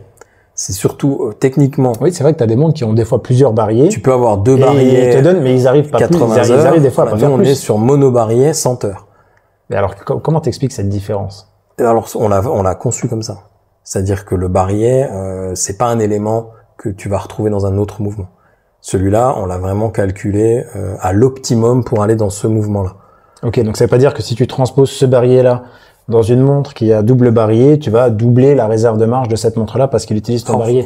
Ça peut. Ça peut, mais je veux dire, techniquement, il est optimisé pour ton mouvement. Ouais. Ok. Mais c'était un choix, un choix qui coûte quand même, hein, parce que tu vas chez un fabricant de barillets, il va te montrer les standards qu'il a. Tu peux prendre un standard et tu vas payer, je sais pas, 35 francs ton barillet. Ou tu peux lui dire non, mais j'aimerais un truc rien qu'à moi parce que dans mon mouvement j'ai tant de place, puis j'aimerais vraiment qu'on exploite au maximum la place que j'ai à dispo. Pour jouer sur la réserve du coup. Ouais. Et c'est ce que j'ai fait avec General Ressort, hein, donc c'est les champions du monde hein, pour le. Ils arrosent tout le monde. Je connais pas du tout le gros fabricant de ressorts en Suisse. Ok. Et ils fournissent à peu près tout le monde. Bah c'est bien parce qu'on en apprend. Tu vois. Arnaud, tu connaissais? Non plus. On a fait une discussion avec eux de savoir quel était le max qu'on pouvait tirer du volume à disposition. Et on a fait un barillet exprès pour ce calibre, et voilà. On arrive de cette manière-là. Alors ça coûte plus cher, hein, c'est pas le double, mais tu passes de 35 à 50 francs, à peu près, pour ton propre développement. Mais après, tu sais que voilà, t'as un barillet, c'est pas un standard que tu prends et que tu poses. Et qui correspond à aussi ce que tu as envie de faire. Voilà, c'est un truc qui est un petit peu plus premium, on va dire. Mais au final, vu les prix des mouvements et des montres, je trouve que ça méritait l'écart de prix. Il est fondamentalement pas énorme de se dire tiens, on met un peu plus et puis on a un truc qui dépasse les 3 chiffres. Et puis, comme tu dis, effectivement, d'un point de vue marketing ou même communication, tu passes les 3 chiffres. C'est ça. Bon, on a parlé pas mal d'Olivier Maury, l'horloger. Ouais. Après, j'aimerais bien qu'on parle aussi un petit peu d'Olivier Maury, on va dire le collectionneur ou le consommateur, parce que je t'avoue que moi il y a une question qui est assez spéciale. Alors on va rester un petit peu là-dedans, mais là aujourd'hui tu as 41 ans. Ouais. Alors t'aspires forcément des jeunes de par la réussite que tu as fait, ce que tu as créé. Je m'y attendais pas. Tu vois, dans ma tête, j'en ai 27 quoi. Ah là, je te parle. Ouais, j'ai l'impression que ça fait pas longtemps que mets des glaces chez toi, mets des miroirs et tu verras. Et du coup, enfin, tu vois, t'inspires des personnes. Est-ce que toi aujourd'hui t'as encore des horlogers qui t'inspirent? Enfin, tu vois, moi, quand je regarde, en tout cas à titre perso, j'adore ton travail et ce que t'as fait. Ça m'a toujours impressionné, notamment le tourbillon. J'adore ce que fait, je te l'ai dit au téléphone, Eric Coudray, Vianney Alter. Enfin, tu vois, il y a des gens comme ça qui sont. Vianney, c'était un de mes. Mais du coup, est-ce que toi encore, exactement le terme là, est-ce que t'as encore des gens qui sont pour toi aujourd'hui, des mentors dans le monde horloger? Alors, c'est même l'inverse. Ça me fait bizarre d'être moi-même considéré comme ça. Alors je te flatte hein, là, je sais pas, personne n'est venu me le dire, mais en tout cas moi à titre perso quand de t'interviewer, de te rencontrer, je me dis j'ai rencontré aujourd'hui c'est du très lourd pour moi Olivier Maury, tu vois. On a des fois des gens qui viennent ici, puis sont un peu connus dans le milieu, tu vois. Et ils viennent et ils te disent, ah ouais, j'aurais aimé avoir ton avis sur un truc. Je dis, mais d'où tu me demandes mon avis? Je veux dire, moi-même, je suis une groupie de ton travail et puis maintenant tu viens me demander mon avis, mais j'ai l'impression que c'est le monde à l'envers. Et donc non, il y en a encore plein, mais des jeunes, il y a même des plus jeunes que moi que je trouve incroyables. Julien Tixier, c'est il a l'air d'être très bon lui. Ouais, c'est incroyable ce qu'il fait. Et puis là, c'est un personnage. Si une fois t'as l'occasion, il faut vraiment l'entièreté de sa personnalité. C'est aussi un ultra passionné du truc. Il a un petit côté Francis Lalanne, de ce que j'ai vu de l'extérieur. Ouais. Et qui m'a beaucoup plu. Je me suis dit, c'est un personnage, tu vois. Tu sens qu'il dénote. C'est ça qui est assez marrant. Capillairement parlant, c'est mon opposé. c'est Spider-Man et Venom. C'est un peu ça. Mais on s'adore. Enfin, moi je l'adore, Julien. Ouais, non, mais tu vois, c'est ça qui est intéressant, effectivement. Mais du coup, bon, effectivement, t'as la jeunesse qui va aussi, des fois, même perfectionner des choses que des gens auront fait. Mais, du coup, est-ce que toi, t'as quand même un mentor, enfin, quelqu'un, tu te dis, ouais, lui, ce mec-là, aujourd'hui, ce qu'il a fait, j'aimerais un jour, à mon apogée, ou me dire, j'ai fait autant que lui a pu faire pour le monde horloger. Mais il y en a plein qui sont des inconnus, complets pour tout le monde. Par exemple, sur un sujet, moi, il y a un sujet qui m'a vraiment attrapé comme ça au cœur quand j'ai commencé à creuser dedans avec les bonnes personnes, c'est tout ce qui est les engrenages. Okay. Ça a l'air de rien, hein, mais la transmission d'énergie dans un mouvement, c'est passionnant. Je pourrais en parler des heures. Le frottement, la prise, etc. Enfin, t'as des gains le profil de la denture que tu fais, qu'est-ce que ça implique, etc. Donc là-dedans, pour moi, la référence mondiale, c'est Michel Belot, qui est un illustre inconnu. Ah ben, je le connais pas. Voilà. Pour la majorité des amateurs de montres, mais ce mec-là, dans l'engrenage horloger, pour toi, c'est une référence. C'est Dieu. Ouais. Voilà. Non, Michel. Écoute, aujourd'hui, t'as une groupie, toujours encore et toujours, qui est Olivier, mais c'est intéressant. Et ce mec-là, lui, est horloger à titre perso. Oh, il a fait l'ENSEM, l'école nationale supérieure des micromécaniques à Besançon. Ouais, donc il est vraiment spécialisé là-dedans. Il a bossé toute sa vie dans l'optimisation de denture pour, pareil, du très haut de gamme au gros volume. C'est une mine d'or. Si t'es embêté sur un engrenage, faut appeler Michel Belot, ton problème il dure une demi-heure. Et encore, t'as discuté. Ouais, avec le café. Ouais, voilà, c'est ça. Et sinon, il y a Patrick Augereau, qui m'a... Donc ça, c'est la personne qui est chez Yema? Il est à la retraite. Non, mais mais c'est lui qui m'a, c'est lui qui m'a fait entrer chez Renaud et Papy. C'est pareil, c'est, sur son CV, bon, il s'en fout de son CV, il est à la retraite, mais il a un nombre de développement incroyable qui a été fait. Ouais, en toute modestie, mais c'est des gens... Hors du CV, il a apporté à l'horlogerie aujourd'hui, finalement, des choses qui toi, te sont... Après, il y a des horlogers dont j'adore le travail. Et Vianney Alter, c'est par exemple un de ceux...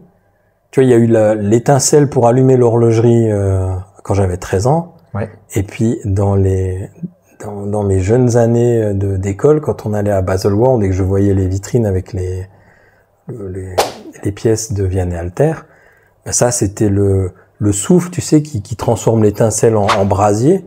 J'adore ce qu'il fait. Mais tu le côtoies aujourd'hui, cette personne, ou pas? Ou pas? On n'a jamais eu l'occasion de se croiser physiquement, non. Bah écoute, Vianney, on veut bien venir te voir avec Olivier si jamais ça peut se faire. Et j'essaierai de pas trembler les genoux et tout. Ouais, non, mais tu vois, c'est ça qui est intéressant. Donc, donc effectivement, il y a des personnes qui t'inspirent encore. C'est ça qui est intéressant. Ouais. À côté de ça, et je pense que c'est aussi une question, moi, je me suis posé ça, si tu veux, hier soir. Je me suis dit, si j'étais Olivier Maury, aujourd'hui, je suis en capacité à peu près tout faire. C'est-à-dire que je sais faire de la complication, je sais faire de la montre simple. Alors, je sais pas ton niveau d'expertise dans toutes les complications, mais est-ce qu'aujourd'hui, tu prends encore plaisir à acheter une montre que finalement, tu pourrais toi-même faire? Alors, ouais. Non, mais tu vois, c'est une question, finalement. Mais tu sais, il y a des trucs que je ne pourrais pas faire. Ah, ça c'est... Ouais, alors attention, là, spoiler, au gros pavé, hein. J'ai acheté cet été une Citizen Tsuyosa. Ok, alors la vidéo s'arrête ici. On coupe tout de suite. La jaune, la verte, la bleue. La bleu grainé. Ok. Voilà. Et ça me sidère, mais alors que ce soit Citizen ou Seiko, hein, à quel point les produits sont superbement bien finis pour le prix que tu les payes. Ah, ça c'est intéressant, toi, c'est peut-être quelque chose qui va intéresser les gens. La vie, tu vois, mon avis d'horloger, des fois, je regarde ça et je me dis, waouh, heureusement que ils font pas ça en Suisse, hein. Parce qu'aujourd'hui, sur marché suisse, j'en connais pas beaucoup qui arriveraient à te sortir prix retail. Bah, t'as Tissot qui est 300 balles. Attends, le concurrent, je parle horlogerie accessible ou qualité accessible, c'est, pour moi, c'est Tissot, ou alors il y a quoi? Il y a Hamilton. Arnaud, le revendeur, là. Bah, disons Tissot, Tissot, Longines, on est déjà plus haut. Tissot, hein. Ouais. Tissot PRX, elle a pas mal de codes communs avec la Tsuyosa. 745 €. C'est le double, hein. Ouais. C'est le double. Non, mais du coup, on le voit sur le marché. De toute façon, la Tsuyosa, elle a cartonné. Moi, j'ai une série 8, que j'ai payé 1200 balles. Alors, on est déjà un peu plus cher, mais, anti-magnétique, leur mouvement dernièrement développé, là, le 9, même pas, je crois que c'est encore un autre, c'est un spécifique. Enfin, c'est le cadran, il y a 3 types de cadrans, j'ai une nacre, enfin c'est. Alors, je l'ai pas mise aujourd'hui, j'aurais peut-être dû, tu vois, mais elle est canon. Je l'ai pas prise non plus dans les trucs que tu voulais. Ah non, moi je t'ai rien demandé. Je t'ai dit après on en reviendra. C'est dans ta collection. Est-ce que tu peux nous présenter il y a des choses comme ça. Je me dis waouh, c'est incroyable. Alors eux, ils ont quand même une grosse force. Hein. Citizen, c'est des fabricants de mouvements. Oui, ils ont Miyota. C'est Miyota, voilà, c'est ça. Quand tu achètes une montre Citizen, il va s'appeler Citizen 9015.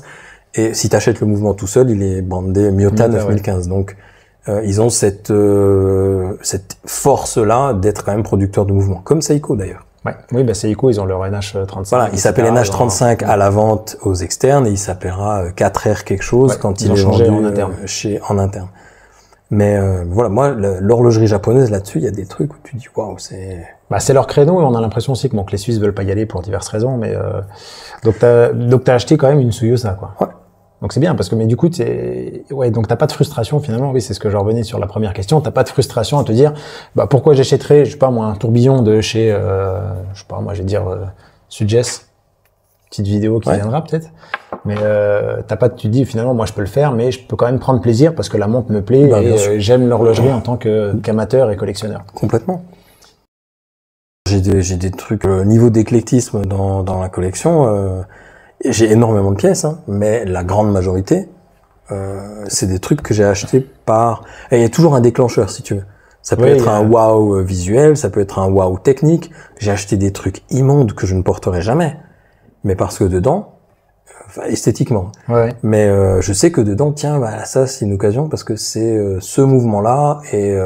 T'as un exemple c'était le premier. Un exemple de truc que j'ai jamais porté mais que j'ai acheté exprès pour son mouvement, ouais, j'ai acheté une Tissot Astrolon. Non, parce que t'as dit un truc immonde, donc ça rentre dedans. Elle est assez dégueulasse. Ok. Esthétiquement, c'est pas du tout ce que j'aime. Tu connais, toi, mais je vois pas du tout ce que c'est. Alors, la Tissot Astrolon. Alors, je mettrai une incrustation pour le coup, je la passerai.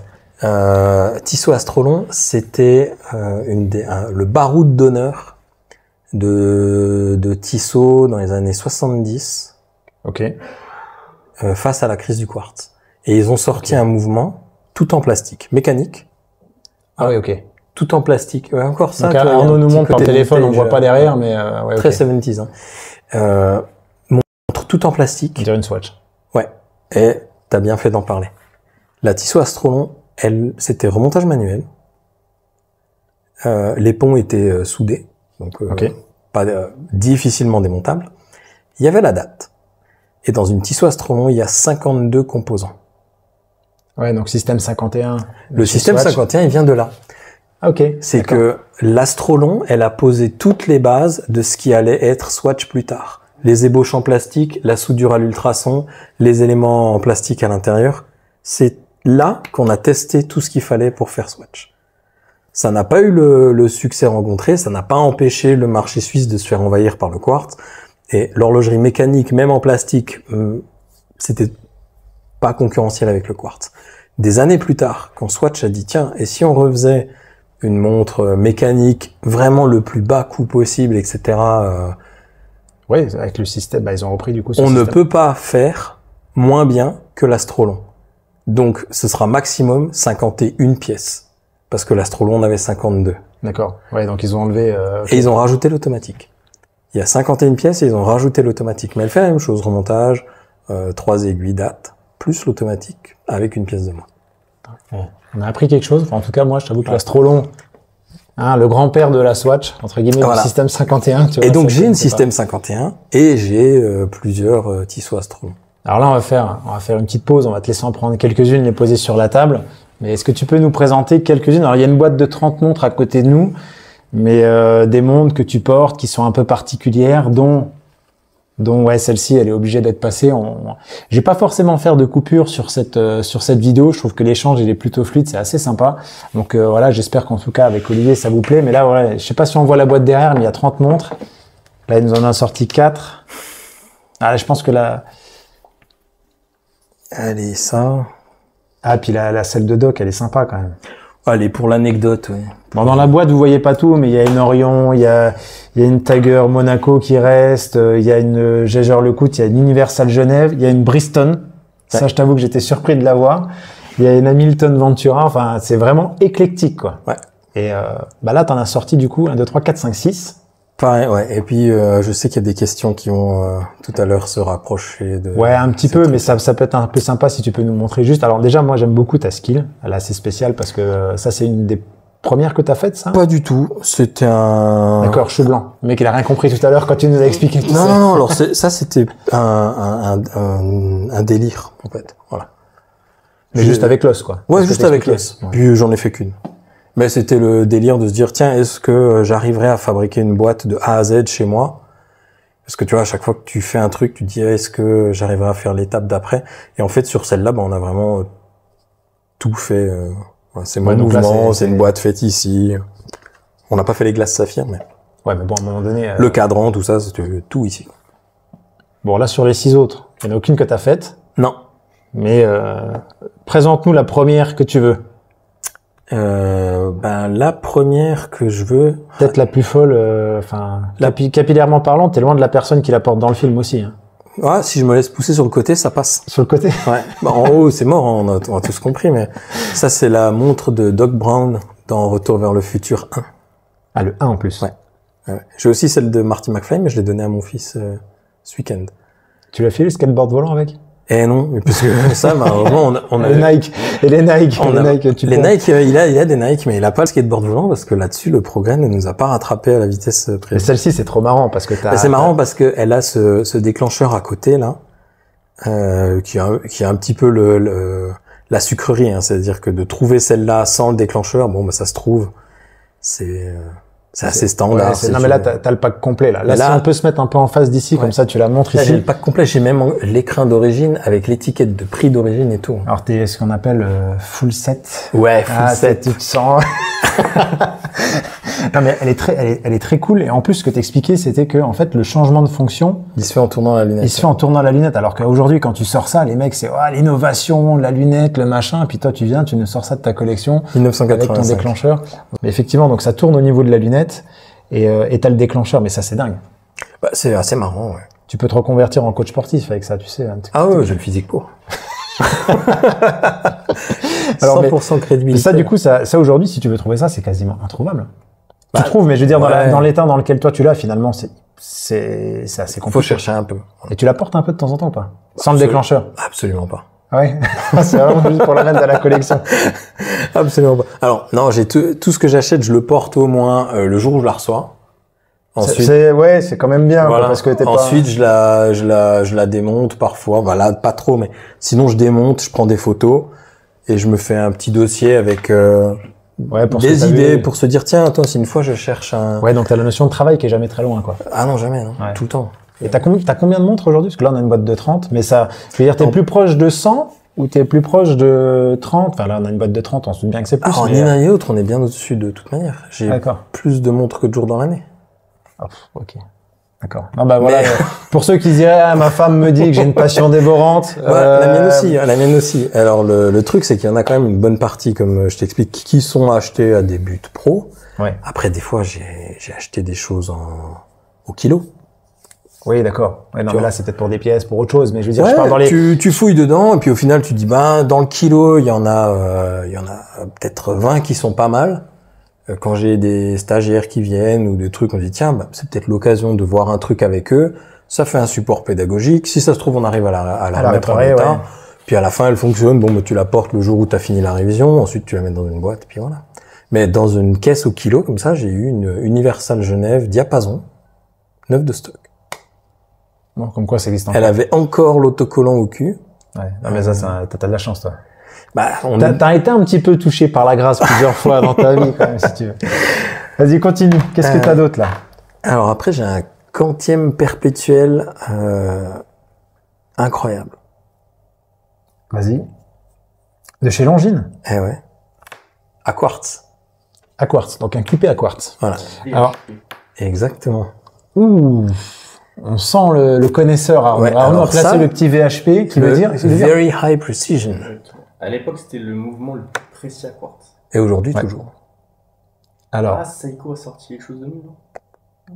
Et ça, c'est pas radiopiloté. Citizen, alors il y a une question sur ça, on y viendra dans la partie questions-réponses justement sur le quartz. Il y a pas mal de questions. Ouais, dans les trucs où on parle du quartz suisse, mais il est pas mort, mais de loin pas. Ça, je vais te dire, quand le mouvement qu'il y a là-dedans, il a été présenté au congrès de la Société suisse de chronométrie, donc c'est un petit peu les Césars de l'horlogerie chaque année.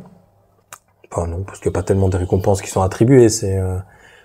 Le descriptif technique de ce mouvement, j'étais sur le cul. Et je me suis dit, ça, faut que j'en achète une. Il y a juste un guichet de quantième. Hein. Ouais, mais elle sait quand même quelle jour on est, elle fait les corrections toute seule, la nuit. Bon, après, le dial est beau, on le voit pas, mais c'est un dial circulaire qui est travaillé. Ouais. Et enfin, tu vois, il y a quand même du travail dessus, elle est quand même très belle. Hein. J'aurais préféré la bleue, mais quand je suis allé en boutique, ils avaient la blanche. Je dis, c'est pas grave, c'est pour le mouvement. Ok. T'appuies sur la couronne et elle se règle toute seule. Ouais, bah un peu, ça reprend un peu sur certaines Citizen, etc. C'est ça qui est intéressant. Ouais. Et alors le mouvement, il connaît la position. Il y a des codeurs et des marques sur les mobiles. Le mouvement sait en tout temps dans quelle position sont tes aiguilles. Ça veut dire que si ta montre elle tombe, puis t'as une aiguille qui bouge à cause de l'intensité du choc, la nuit suivante, à 3 heures du matin, elle va se recaler pour se remettre à l'heure en compensant le choc qu'il y a eu. Ok. Et ça marche pas sur les montres type site. Bon, on y reviendra dans les questions-réponses. On va y venir après. C'est bien énervé, ça. Après, dans le quartz bien énervé, là, j'en ai une, elle a mon âge. Alors, celle-ci, j'ai eu cadeau. Alors là, on est sur une Rolex Oyster Quartz. Oyster Quartz. Eh ben, à ce jour... mais elle est super belle, hein. Ouais, 40 ans. Elle est de 82. Alors, 41. Désolé, hein, je veux pas que tu enlèves des années, mais t'as passé 41 ans, 41 ans. Elle est je l'ai eu pour mes 40 ans. Alors ça, c'est une distinction tout à l'heure que j'avais pas vue. Je dis Arnaud, elle est super belle la Rolex, j'aime beaucoup le bracelet. Et en fait, c'est ce qu'il me disait, c'est que c'est les bracelets spécifiques aux Oyster Quartz. Ouais. Donc, mais il y a plein de premières là-dessus. Alors tu sais, il y a ce... Je vais pas te la...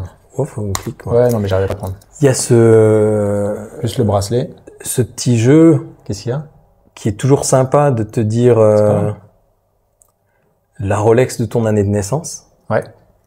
Ça, c'en est une. Mais tu vois, typiquement, une sub de mon année de naissance, la Submariner, en fait, m'intéresse très peu. Je la trouve pas très jolie. L'Oyster Quartz, ça a été, ça aussi, c'était une réponse de l'horlogerie suisse face au quartz. Là, ils ont développé au CSEM, donc le Centre suisse d'études en micromécanique, à l'époque, des mouvements quartz ultra haute fréquence. Mais ultra haute fréquence. On est beaucoup plus élevé qu'encore un VHP moderne sur l'Oyster Quartz. T'es à combien en fréquence? Là, on est à 5 MHz. Ok. Donc, un quartz traditionnel, c'est 32 kHz, donc 32 000 Hz. Là, on est à 5 millions. Ok. Ouais, parce que t'as... Game changer, tu vois. T'as aussi la partie, tu sais, Biora, Qtron, etc., où ils sont à 262. Voilà. Ou 300. Ouais, donc là, t'es... Ok. On est des années-lumière au-dessus. C'est pareil, c'est un truc du futur, ça. Si tu regardes quand c'est sorti et qu'est-ce que ça offrait, c'était juste hallucinant. Chez Rolex, c'était, je pense que la vision quand ils ont développé ça, c'était de se dire avec ça on écrase tout le monde. C'était la première avec une glace saphir. Ouais, donc fin des années 70. Glace saphir, c'est la première avec bracelet plein. C'est pas du maillot plié. On le sent en plus, hein. Tu as cette version là du mouvement comment il s'appelle, 5000 quelque chose, 5030 je crois. Arnaud il l'a pas su. Non. Et c'est un mouvement, c'est une tuerie. On est sur des degrés de précision qui atomisaient tout le quartz de l'époque. Ouais. Et ça a pas eu un succès de ouf, hein. C'est resté 20 ans au catalogue chez Rolex. Par contre aujourd'hui quand on veut une Bah, tu n'en trouves pas facilement parce que elles ont pas été elles ont pas été hyper produites, ça n'a pas été hyper vendu, mais le mec en veut une. Puis t'as même des gens qui les ont jetées, hein. Ouais, non, mais là, par exemple, la tienne, aujourd'hui, demain, quelqu'un, il veut la tienne, bon, ça coûte pas 3 000 €, quoi. Bah, non, mais sur le principe, c'est les mecs qui sont amateurs de vintage et qui cherchent des oyster quartz de bonne qualité, quand tu discutes avec eux, ils te disent que c'est compliqué. Hein. Il faut avoir une petite curiosité technique pour te dire, ah, ça vaut la peine quand même d'acheter une Rolex à quartz. Parce que le premier truc, hein, quand tu montres à quelqu'un une Rolex, et puis il voit l'aiguille qui avance comme ça, il dit, ah, t'as chopé ça sur une plage en Turquie ou je sais pas quoi, tu dis, non, pépite, ça, hein. Et pourtant, sur le papier... si t'es pas horloger, le mec il te croit pas en face. Hein. Ouais. Sur le papier, elle a tout ce que j'aime pas. Hein. Elle est petite, c'est un 36. Il y a la lunette cannelée, dont je suis pas un fan. C'est un bracelet intégré, donc tu peux pas changer. Il y avait rien qui me prédestinait à me faire kiffer cette montre. Mais du moment où je l'ai reçue, je pense que pendant l'année qui s'est écoulée, ça a été celle que j'ai le plus portée. Ouais. Et du coup, c'est ce qui fait qu'après, là, on voit qu'il y a, enfin, vous l'avez peut-être pas, mais il y a encore une autre Rolex. Et il y a une autre Rolex, c'était... Là, qui pour le coup qui correspond un peu plus à ce que t'aimes. Donc, t'es pas sur du bracelet totalement intégré, mais tu peux le changer. T'as une lunette lisse. Ouais, exact. Et elle est sortie en catalogue, celle-ci. Alors, je pense que... C'est une Milgauss. Ouais, mais elle est sortie de catalogue. Ouais. Cette année ou l'année dernière, je sais plus. Mais cette année, hein, elle est sortie de catalogue. Donc, bon, les gens connaissent la Milgauss. Mais alors, qu'est-ce qui t'a plu, toi, finalement, en tant qu'horloger dans cette montre? Alors là, je vais dire un truc. On va se prendre des volets de bois vert dans les commentaires. Hein, vous pourrez vous déchaîner. Tu viendras commenter. Ouais. Tu viendras t'abonner aussi à la chaîne parce que je sais que c'est pas fait. C'est vrai? Si mais peut-être pas sous mon nom. Il y a plusieurs comptes. Sous le nom, c'est pas Olivier Maury, tu sais. Ah, ouais, le super compte. Non, peut-être il me semblait. Je te charrie. Je vais faire un titre putaclic. Ouais. C'est la seule Rolex professionnelle. Ah. Alors attends, on va changer le titre de la vidéo. La seule Rolex professionnelle. Ouais. Parce qu'aujourd'hui, quand tu parles de Rolex en Rolex professionnelle, les amateurs de montres, je parle vraiment pas d'amateurs ou de connaisseurs, parce que pour moi, les seuls vrais connaisseurs sont les horlogers. Enfin, en tout cas, moi, j'estime que, ouais, mais si t'as pas les études, les compétences, les connaissances, si t'as pas, à un moment donné, c'est difficile de juger sur des choses que t'as lues. Et pas que t'as fabriqué. Enfin, tu vois, je distingue un peu. Je l'ai pas fabriqué non plus, mais je t'explique mon point de vue. Qu'est-ce qui fait qu'entre ça et une Explo, celle-ci est vraiment la seule professionnelle? Parce qu'aujourd'hui, l'Explo 2, c'est pour les gens la Rolex professionnelle. Ouais. La Sub aussi. Hein. Puis dans les Rolex Pro, on va te mettre la GMT Master, on va te dire, ouais, c'est une montre pour les pilotes de la machin.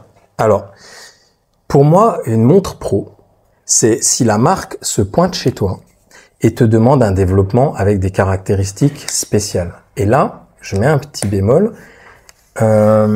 C'est pas ce qui s'est passé ni avec la Sub, ni avec la GMT Master. C'est des modèles que Rolex avait au catalogue.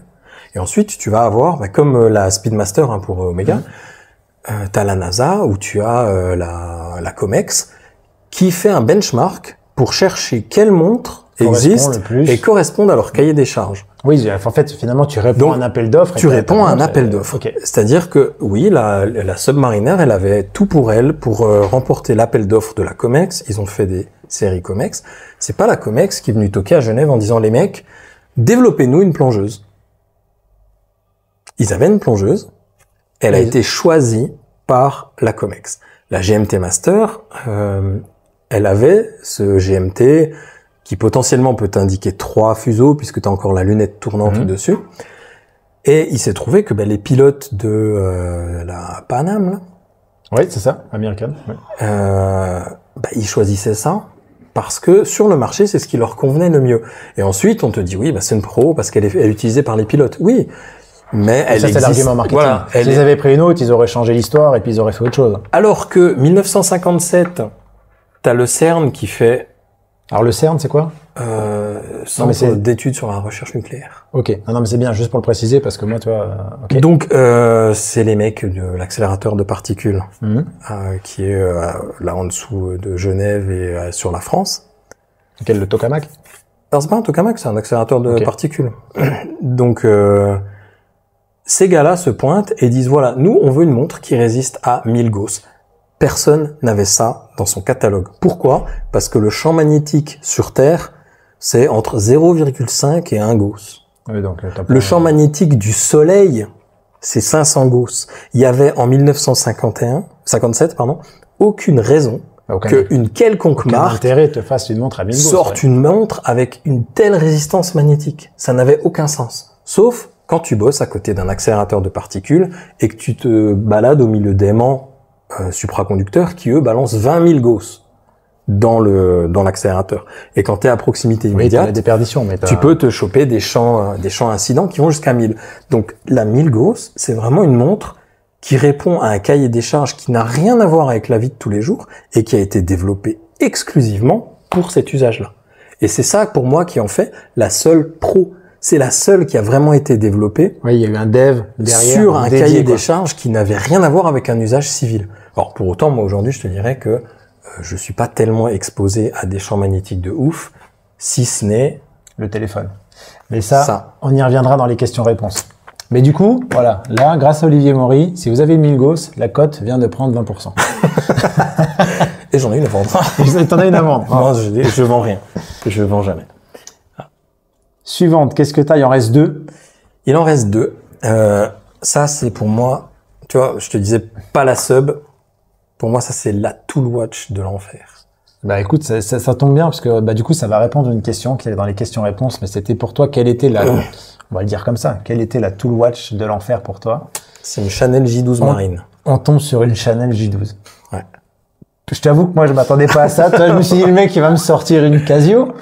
Non. G-Shock, un truc, non? Bah, alors, c'est très bien une G-Shock, mais, par exemple, imagine, dans ton planning de ta journée, t'as prévu d'aller te battre contre Godzilla à main nue, mais le soir, t'as un mariage. Ouais.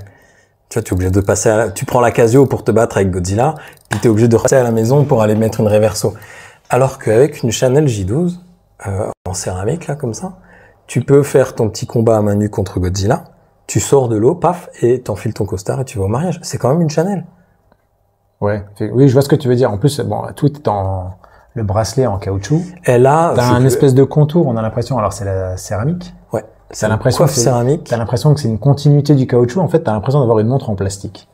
Quand tu la regardes comme ça esthétiquement, mais quand tu la prends, tu sens qu'il y a quand même un certain poids. C'est la Moonswatch de luxe. Ouais. C'est un cadeau de ma femme. Donc déjà, elle a une valeur... Donc elle va regarder la vidéo, donc fallait que tu la places, c'est ça? Ouais, non, même pas. Je pense elle doit quand même subir un niveau horloger. Vivre avec moi, c'est pas facile. Hein. Non, mais du coup, ça, enfin, tout le watch de l'enfer, mais ça c'est non. Alors t'as une lunette tournante en plus unidirectionnelle. Bah oui. Donc c'est une vraie plongeuse.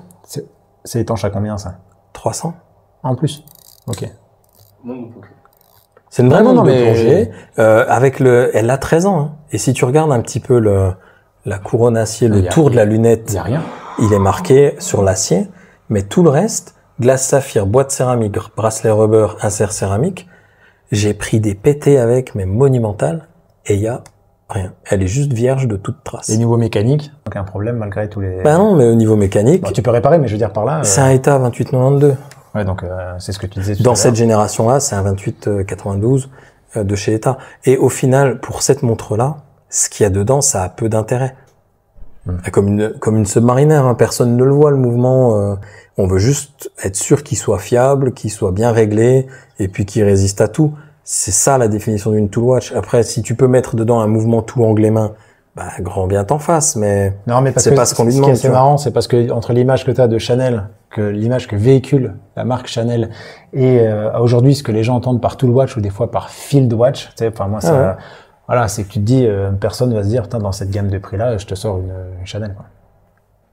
Alors qu'ils ont une légitimité horlogère qui date pas d'aujourd'hui. Hein. Ils font des montres depuis les années 30. Et ils ont même eu des pièces en ultra haute complication avec des mouvements de chez Renault et Papy, etc. D'accord. Bon, tourbillon mystérieux, des trucs comme ça. Donc il y a vraiment de quoi faire, mais c'est clair que majoritairement les gens pensent pas aller regarder ce que fait Chanel en horlogerie. On se dit ouais, ils font des parfums, ils font des habits. Un peu comme Hermès. Un peu comme Hermès qui te sort quand même 2 prix au GPHG l'an dernier. Bah ça, il y a des questions sur GPHG, on va y revenir. Là, par contre, la dernière... La dernière, c'était ma... C'est une pépite. Alors, ma Grail Watch. Pépite dans le sens... Moi, je t'avoue que quand je l'ai prise, j'ai été surpris du poids par rapport à la taille de la montre. Ouais. Forcément, c'est l'or qui est autour, qui fait le poids. Mais je t'avoue que c'est la première fois que j'en vois une. Est-ce qu'on peut dire le prix de la montre ou pas? Ça vaut quoi? Aucune idée. Ah, d'accord. Je me rappelle pas.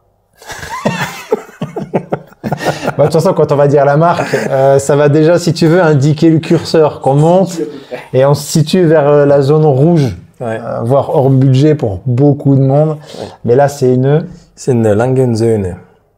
Ouais, celle-ci, elle est Langesaune pour les francophones. Pour les comme nous. C'est une Lange 1 et c'est devenu ma Grail Watch parce que pendant mes études, en fait, mon dernier stage de fin d'études, je l'ai fait chez Lange. D'accord. Chez eux, là-bas, quoi. Ouais. À Glashütte. Et j'ai bossé sur ce mouvement le premier jour où je suis arrivé chez eux. Et j'ai été bluffé par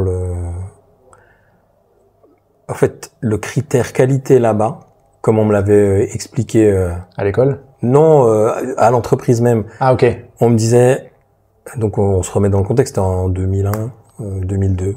C'est en 2002, j'ai fêté mes 20 ans, là. On me dit, on doit pouvoir prendre n'importe quelle montre à n'importe quelle étape, la prendre en photo pour en faire une affiche 4x3. Ouais, pour te donner effectivement l'image de qualité de voilà. À n'importe la rigueur allemande dans toute sa splendeur, quoi. Incroyable. Et ils étaient fraîchement rachetés par le groupe Richemont à l'époque, mais bon, ça leur faisait ni chaud ni froid puisque ils font tout, hein, ils font tout là-bas en Allemagne. Et ils utilisent des bazookas pour les mouches à chaque fois. Les protos, j'avais fait un petit peu d'une période de stage à l'atelier Prototypie là-bas. Bah les protos, ils les font en boîte en or aussi.